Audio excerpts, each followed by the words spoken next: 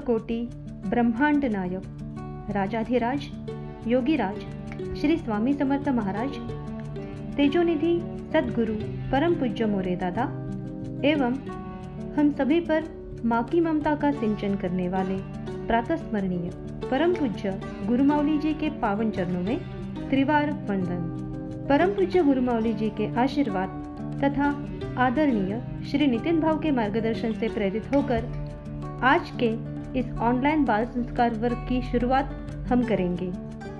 आप सभी का इस क्लास में बहुत बहुत स्वागत है।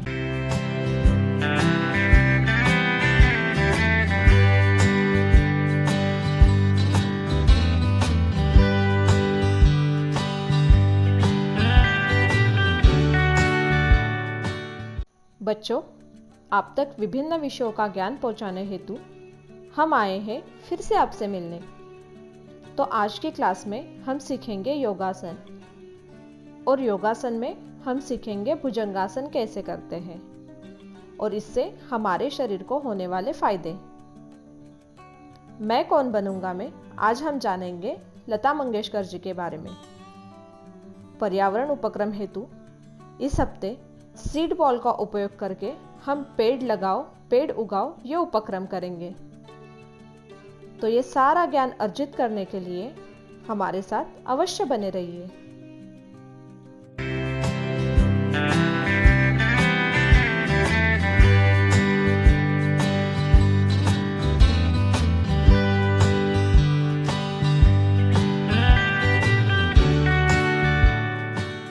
सबसे पहले हम गुरु को वंदन करके उनसे आशीष प्राप्त करेंगे।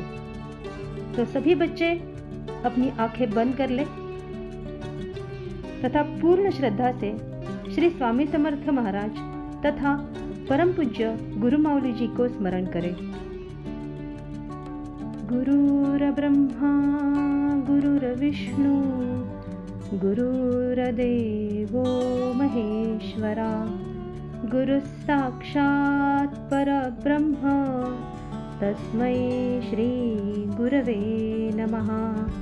श्री स्वामी समर्थ महाराज की जय। श्री गुरुदेव दत्त श्री त्र्यंबकेश्वर महाराज की जय। गंगा गोदावरी माता की जय। सद्गुरु परम पूज्य मोरे दादा की जय। श्री स्वामी समर्थ गुरुमावली की जय। भारत माता की जय।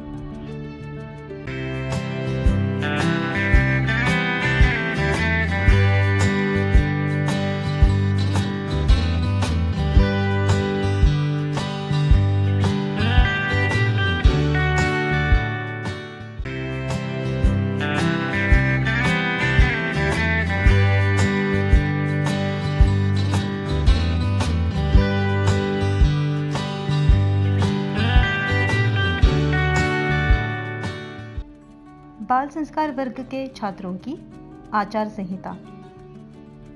बाल संस्कार वर्ग में नियमित रूप से आने वाले बच्चे अन्य बच्चों से अलग दिखते हैं।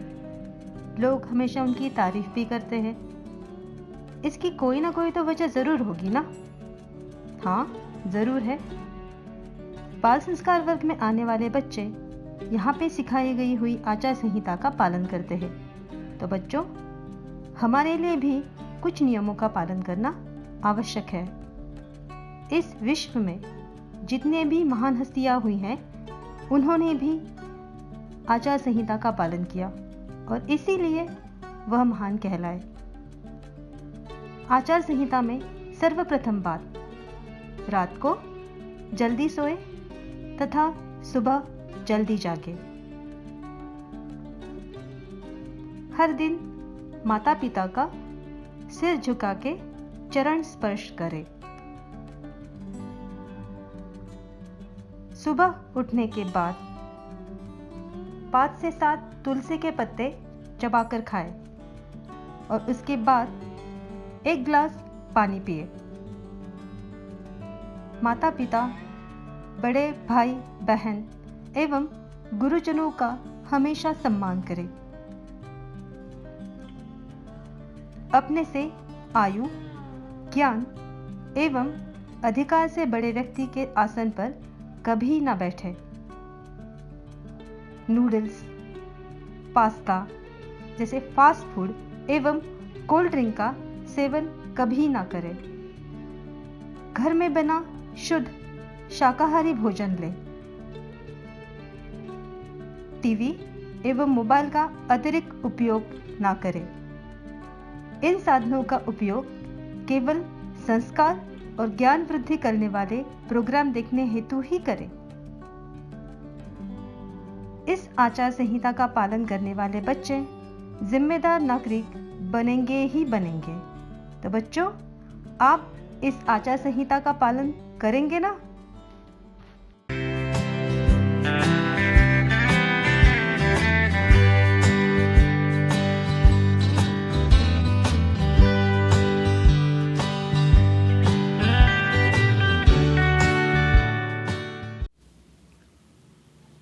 सुविचार। तो बच्चों, आज का सुविचार है, भारतीय त्योहार का मतलब कला, ज्ञान, विज्ञान और भक्ति इनका सुरेख संगम।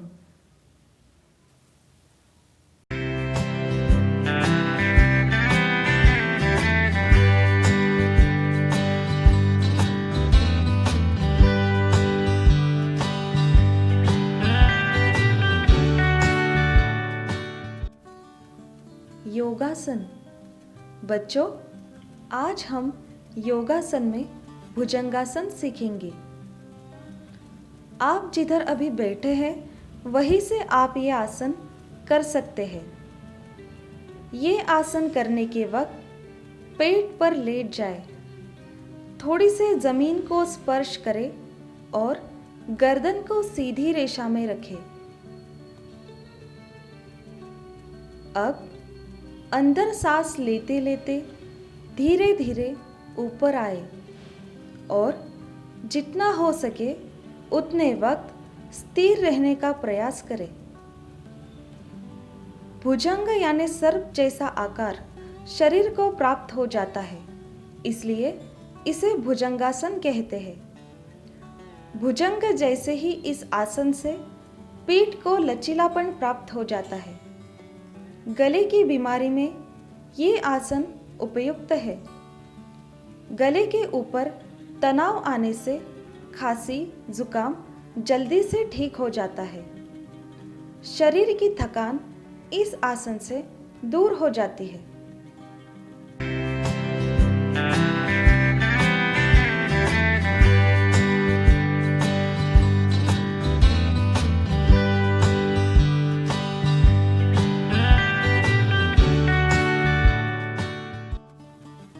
आरोग्य शास्त्र। बच्चों, अभी बाहर जोरों से बारिश हो रही है ना? आप में से किस किस को बारिश में भीगकर मजे करने का मूड आ रहा है? बहुत सारे बच्चों को लग रहा है, लेकिन इस साल हम बारिश में भीग नहीं सकते क्योंकि बाहर कोरोना आया है। अगर हम उसके साथ बारिश में भीग गए तो वो हमें बीमार कर सकता है। इसलिए इस कोरोना को हराने के लिए हम इस साल थोड़ी ज़्यादा सावधानी रखने वाले हैं। रखेंगे ना सब? सबसे पहले घर से बाहर ना निकले। स्नान करने के बाद बाल गीले नहीं रहेंगे, इसका ध्यान रखें। जुकाम हो गया हो तो घरेलू उपाय करें, जैसे कि हल्दी का दूध, तुलसी, चाय पत्ती, अदरक से काढ़ा बनाकर पी ले। फ्रिज में रखे हुए ठंड पदार्थ न खाएं। हमेशा गर्म पदार्थों का ही सेवन करें। नमक को अपने आहार में ज़्यादा मात्रा में न लें। मसालेदार या खट्टा यानी दही, अचार, तीखी चटनी न खाएं। भेलपुरी, पानी पूरी, चाइनीज जैसे खाने का सेवन पूरी तरह से बंद करें। सबसे आखिरी और ज़रूरी, पानी उबाल कर ही पी लें।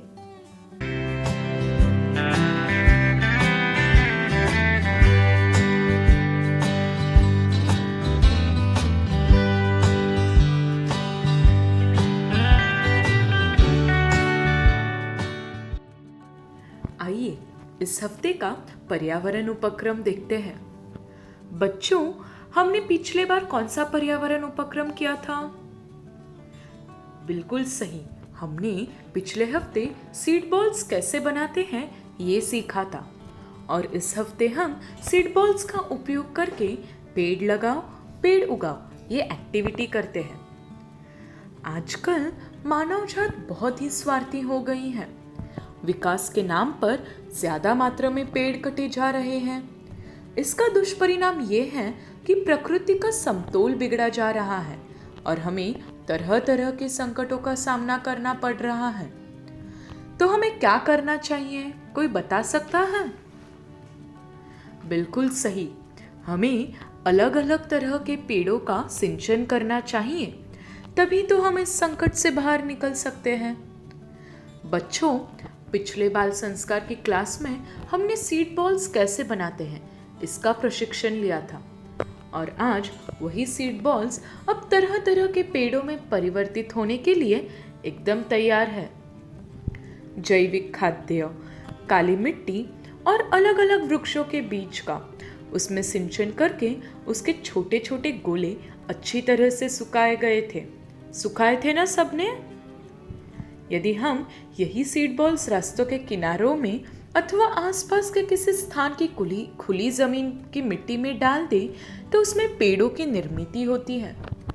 अगर आपने सीड बॉल्स नहीं बनाए तो डोंट वरी, आपके घर की बालकनी या आंगन में रखे हुए गमलों की मिट्टी में इमली अथवा आम के बीज डाल दें। कुछ दिन बाद ये पौधों में परिवर्तित हो जाएंगे और कुछ समय बीतने के बाद यही पौधे पेड़ों में रूपांतरित होते हैं। फिर आप इसे आपकी पाठशाला अथवा आपके घर के नजदीक की मिट्टी में लगा सकते हैं। अगर ये सब भी करना मुश्किल है तो भी डोंट वरी, क्योंकि हमारे पास हर एक चीज का सलूशन है। तो आप तुलसी के पौधों के बीज को एक छोटे से गमले में डाल दें। कुछ दिनों के बाद आपको एक अच्छा स्वास्थ्य देने वाला तुलसी का पौधा निर्माण होते हुए दिखेगा। तो फिर बच्चों, सब लोग तैयार हो ना इस बारिश के मौसम में अलग अलग तरह के पौधे लगाने के लिए? पेड़ लगाओ पेड़ उगाओ।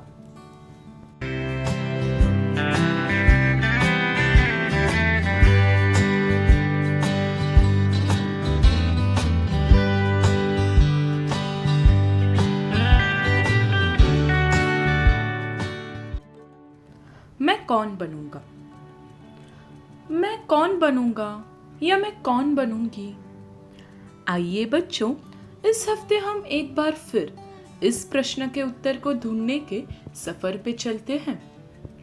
बच्चों, इस हफ्ते इस प्रश्न का उत्तर है लता मंगेशकर। लता मंगेशकर जी यह भारत की एक प्रसिद्ध गायिका है। उनका जन्म 28 सितंबर 1929 को हुआ था।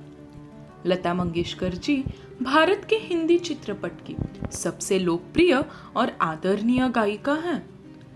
हिंदी संगीत विश्व में उन्हें लता दीदी के नाम से जाना जाता है।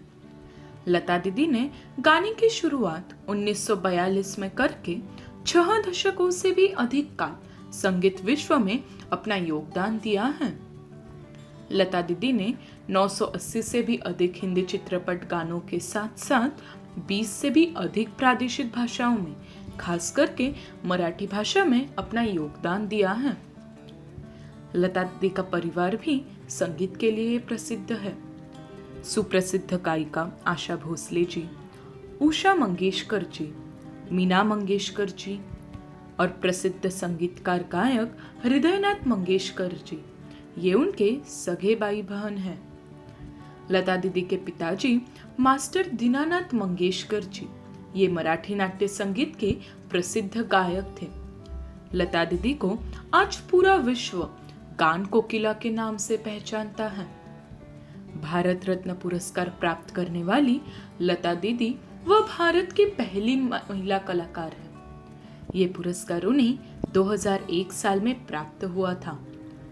लता दीदी का नाम Guinness book of world record में सन 1974 से 1999 तक सबसे ज्यादा रिकॉर्डिंग करने के लिए नोंद किया गया है।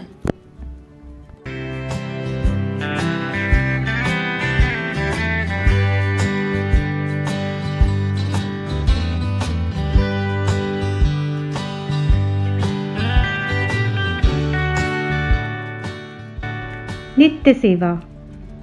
अब हम नित्य सेवा करेंगे। सभी बच्चे अपनी जगह पे शांति से बैठ जाएं। अपनी आंखें बंद रखें। अपनी रीढ़ की हड्डी सीधी रखें।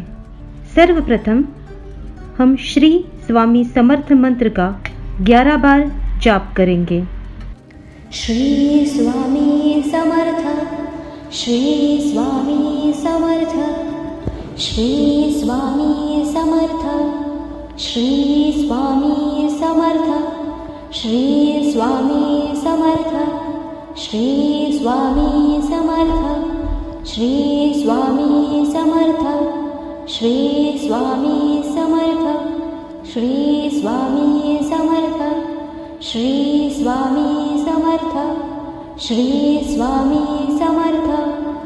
गायत्री मंत्र।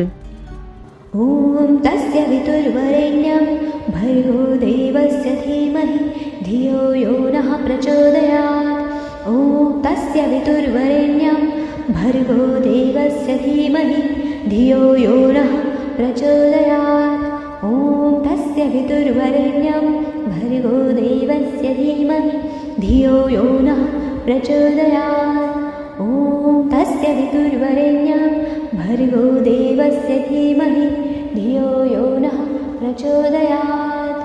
ॐ तस्य वितुर्वरेण्यं भर्गो देवस्य धीमहि धियो यो नः प्रचोदयात्। ॐ तस्य वितुर्वरेण्यं भर्गो देवस्य धीमहि धियो यो नः प्रचोदयात्। ॐ तस्य वितुर्वरेण्यं भर्गो देवस्य धीमहि धियो यो नः प्रचोदयात्। ॐ तस्य वितुर्वरेण्यं भर्गो देवस्य धीमहि धियो यो नः प्रचोदयात्। ॐ तस्य वितुर्वरेण्यं भर्गो देवस्य धीमहि धियो यो नः प्रचोदयात्। ॐ तस्य वितुर्वरेण्यं भर्गो देवस्य धीमहि धियो यो नः प्रचोदयात्। ॐ तस्य वितुर्वरेण्यं भर्गो देवस्य धीमहि धियो यो नः प्रचोदयात्। गणेश गायत्री मंत्र। ॐ एकदन्ताय विद्महे वक्रतुण्डाय धीमहि तन्नो दन्ती प्रचोदयात्। ॐ एकदन्ताय विद्महे वक्रतुण्डाय धीमहि तन्नो दन्ती प्रचोदयात्। ॐ एकदन्ताय विद्महे वक्रतुण्डाय धीमहि तन्नो दन्ती प्रचोदयात्। ॐ एकदन्ताय विद्महे वक्रतुण्डाय धीमहि तन्नो दन्ती प्रचोदयात्। ॐ एकदन्ताय विद्महे वक्रतुण्डाय धीमहि तन्नो दन्ती प्रचोदयात्। गणपति स्तोत्र। श्रीगणेशाय नमः। नारद उवाच प्रणम्य शिरसा देवं गौरीपुत्रं विनायकं भक्तावासं स्मरे नित्यम् आयुः कामार्थसिद्धये। प्रथमं वक्रतुण्डं च एकदन्तं द्वितीयकं तृतीयं कृष्णपिङ्गाक्षं गजवक्त्रं चतुर्थकं लम्बोदरं पञ्चमं च षष्ठं विकटमेव च सप्तमं विघ्नराजेन्द्रं धूम्रवर्णं तथाष्टकम् नवं भालचन्द्रं च दशमं तु विनायकम् एकादशं गणपतिं द्वादशं तु गजानन द्वादशैतानि नामानि त्रिसन्धेयः पठेन्नर न च विघ्नभयं तस्य सर्वसिद्धिकरं प्रभो। विद्यार्थी लभते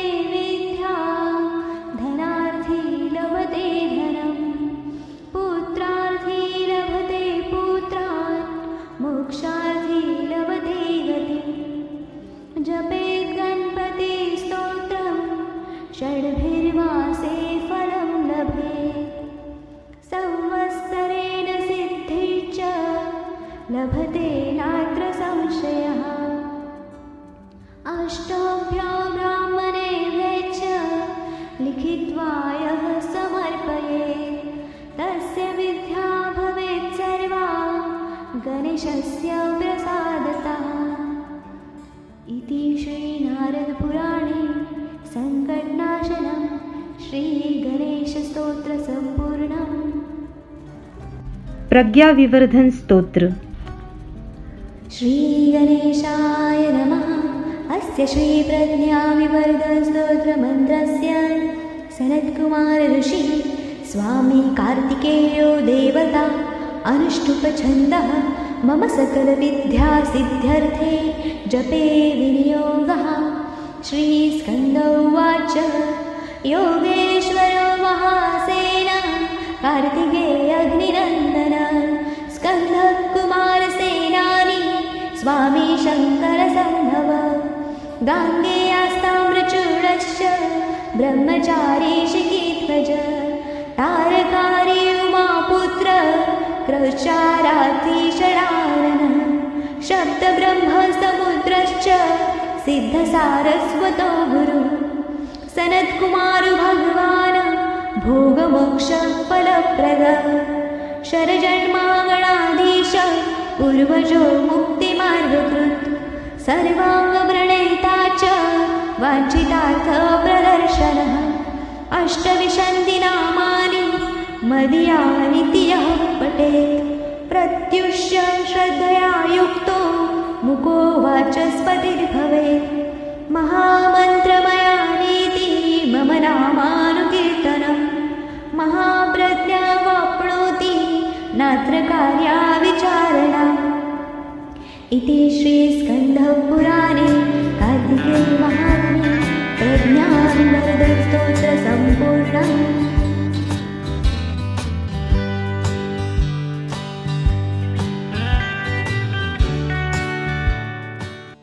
बच्चों, आज हम एक बोध कथा सुनने जा रहे हैं। पुंडलिक की मातृ पितृ भक्ति। संत पुंडलिक अपने माता पिता के निस्सीम भक्त थे। एक दिन वो अपनी माता पिता की चरण सेवा कर रहे थे तो वहाँ भगवान विट्ठल और रुक्मिणी माता आ पहुँचे। भगवान विट्ठल ने पुंडलिक से कहा, पुंडलिक, हम तुम्हारे घर तुम्हें मिलने आए हैं, क्या तुम हमारा आतिथ्य नहीं करोगे? ये शब्द सुनने के बाद पुंडलिक ने पास में पड़ी हुई एक ईंट का छोटा पत्थर भगवान के नजदीक रख दिया और कहा, मेरे माता पिता काफी थके हुए हैं तो मैं उन्हें नींद आने के लिए उनकी सेवा कर रहा हूँ। एक बार वे सो जाए तो मैं आपका आतिथ्य करने के लिए आ जाऊंगा। और पुंडलिक ने फिर से अपनी माता पिता की चरण सेवा करने लगे। पुंडलिक की ये सेवा और शुद्ध भाव देखकर भगवान प्रसन्न हो गए और वो उसी ईंट पर कमर पर हाथ रखे हुए खड़े हो गए। माता पिता की सेवा करने वाले पुंडलिक उन पर भगवान प्रसन्न हो गए और आशीर्वाद देकर वहां से निकल गए। लोग कहते हैं कि भगवान ईंट पर खड़े रहे इसलिए उन्हें विट्ठल कहा जाता है और पुंडलिक को भगवान इसी स्थान पर दर्शन दिए इसलिए उसे पुंडलिकपुर तथा आज का पंढरपुर कहा जाता है। इस कथा से हमें ये समझना है कि माता पिता की सेवा सर्वश्रेष्ठ सेवा है। भगवान ने खुद हमें ये संदेश दिया है कि माता पिता की सेवा यानी भगवान की सेवा, मातृदेवो भव पितृदेवो भव। तो बच्चों, आपको भी आपकी माता पिता की सेवा करनी है, करोगे ना?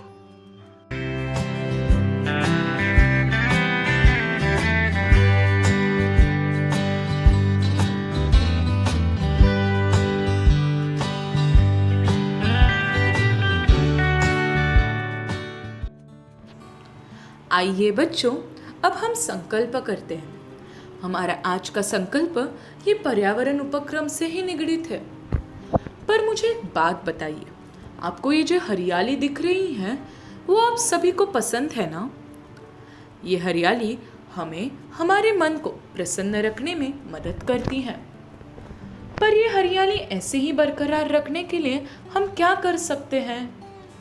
तो आइए हम एक संकल्प करते हैं कि हम साल में कम से कम एक पेड़ जरूर लगाएंगे। मुझे पूरा विश्वास है कि आप अपना संकल्प जरूर निभाएंगे।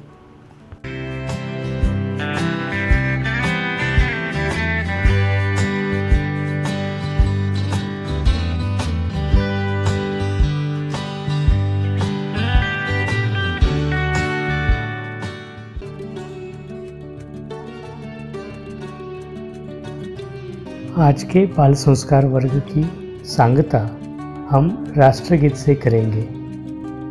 इस बाल संस्कार में सहभागी सभी को विनती है अपनी जगह पर खड़े रहें।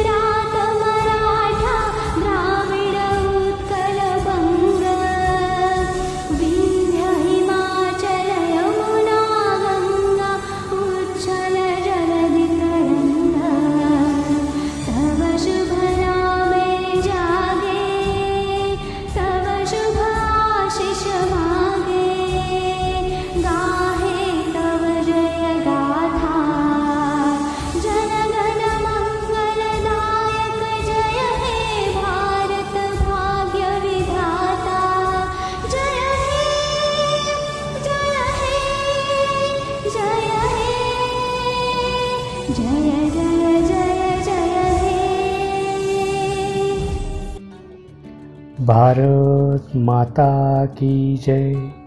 श्री स्वामी समर्थ महाराज की जय। चलो बाल मित्रों, मिलते हैं अगले गुरुवार इसी लिंक पर सुबह 9 बजे।